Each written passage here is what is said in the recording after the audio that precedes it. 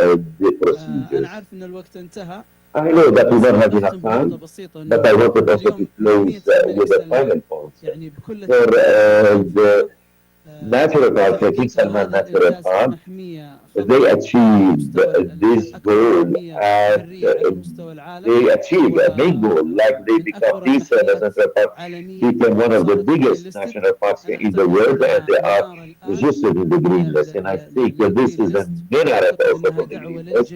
And also, this is an invitation for all of us, if they have this will and a commitment to submit their demand in the Arab region to register their areas. We will also celebrate also the inclusion of other central parks to be in the green list شكرا جزيلا in the لك future. Thank you very much جزيلا for all of لهذا you. الأول راوند Thanks also for the البرنامج first round. The second round مساعدة was تقنية it's a very نختم rich هلا لأنه session, الجو صار but we بارد. have أنا to عندي close طلب صغير this session. But I wish also speakers to ask لو each one سمحتوا of you that تفتحوا the speakers, الكوفي if you بريك can, دكتورة هدى ladies first if you can start with the coffee break, we can start with the coffee break, and after that, بليز ما تغادروا قبل ما do not leave تمروا على الكوفي بريك.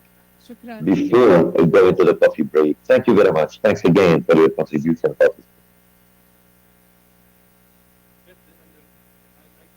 like the German approach. Going by the time.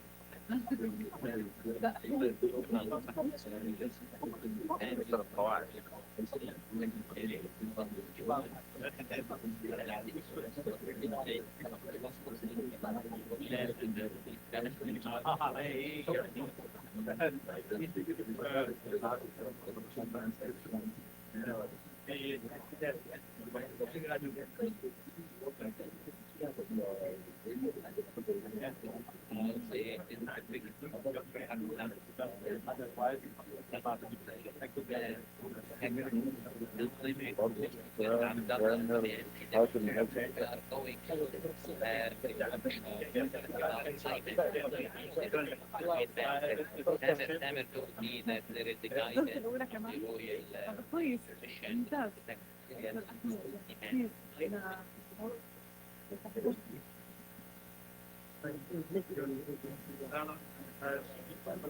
you.